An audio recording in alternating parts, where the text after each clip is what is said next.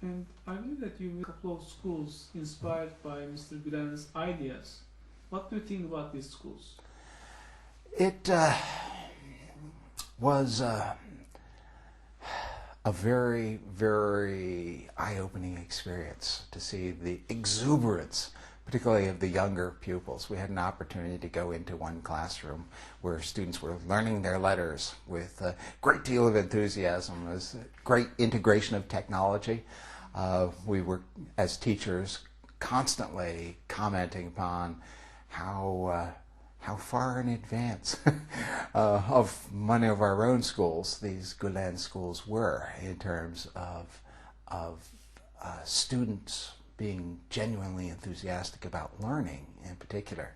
One of the things that we face is a kind of malaise of students who don't really want to be in school and who increasingly our culture sends the wrong message, if you will, about education itself so frequently. But we saw over and over again both teachers and administrators and the students themselves who were dedicated to this collective enterprise of learning. And it was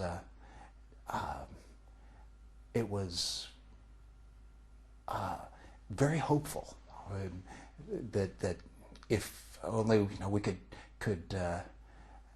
capture the essence of what we saw, the essence of learning that was going on in those schools, and transport it into other environments, I think we would all be better off. In order to transfer it, to know the determinants, what motivates them, have you detected any determinants that motivate both the teachers, administrators, and students for learning, or the essence of learning? Do you have any, what's your personal experience what do you think that the motivation behind this? The motivation. Education activity, enthusiasm. Well, the importance of the environment is one thing. That the love of learning is something that ultimately is and should be contagious. And the level of enthusiasm that the teachers demonstrated, and the teachers obviously reflecting administrative dispositions, it seemed to have what here in our culture we might call team spirit. Everybody was kind of pulling together for a common goal, and you could see that the students very much appreciated the phenomenal dedication. In particular, we were often asking questions about not only the classes that were being taken, but the study habits of students after hours. And there seemed to be very little separation, that the students wanted to study, and the students studied well on into the night, long after students here in the United States, unfortunately, would have gone out and played and spent too many hours watching TV or playing video games. The Turkish students seemed to be really advancing the common cause of their own enlightenment. They were as much a part of the process, and the teachers seemed to be there for them on a level of commitment that we found very impressive. And Turkey is also a secular country in terms of government separation of religion and government. Given this environment, what type of secularism that you observe in Gulen schools? It was very, it was very reassuring on the one hand, having been prepared, I guess, for a certain programming that would take place, and does take place, in so many of the religious schools in the United States. Working at a secular institution, I find myself frequently having to deal with students who come from traditions that are so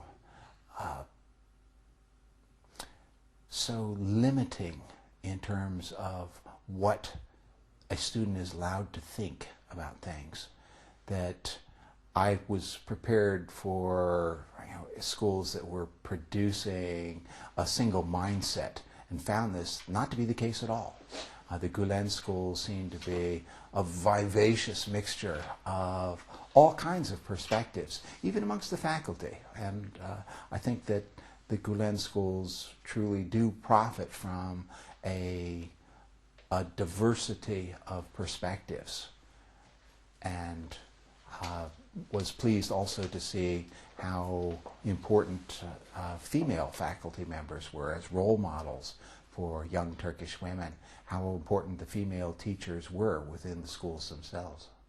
And do you believe that the diversity, this difference of opinions in Gulen schools may also contribute to world peace in the future? These children who got this type of education may be more tolerant to other ideas. Very much so. I mean, education ultimately produces human beings who are most capable of coping with the world around them. That unfortunately a set of limiting factors being placed upon people as they are growing up is something that as individuals we have to overcome if we want to live successful, well-integrated lives. And so having experienced the incredible virtues of our own leadership in the tour, and having talked to many members of IAD, found them to be very well-rounded, very open, very flexible, very warm to other people's perspectives, and more so than, unfortunately, many of the people who I deal with on a day-to-day basis here in the United States. It was refreshing in the extreme to see people who were fully human in their intellectual sensibilities. Do you for such schools in the U.S. as well? Well, therein lies an interesting quandary, with all the caveats that I have expressed about secularism in particular. I think that it's important that a certain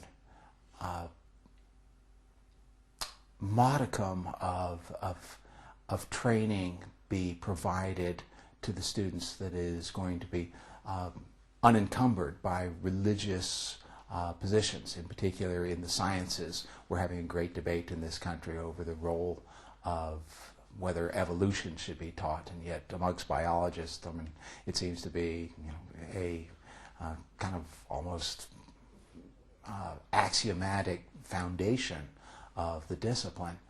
And so there certainly needs to be more emphasis in our own cultural tradition on ethical values. And ethics can indeed come from religious training, so long as it is placed in its proper context. Even at a secular institution, I can see the importance of the teaching of values. As a philosopher, of course, we and I engage in trying to spread ethical traditions, and ethics stands as a discipline independent of religious traditions. But the formulation of values is something the world is in desperate need of. And I think that all things that contribute to that growth of goodness, all these things are very, very important. And so I don't think that it would be inappropriate at all. And personal experience that how do teachers in those institutions teach values to their students? I think from, again, talking to the leaders of our tour, having many discussions with Shafra and Betul in particular, it is very important for people to live by example. And at the schools, I found particularly the upper division students were constantly betraying a loyalty to their mentors, mentorship being the ultimate form of teaching, and people being genuinely shaped by the values that they saw being demonstrated to them by their teachers. And so I think it's working very well there as a formulation of values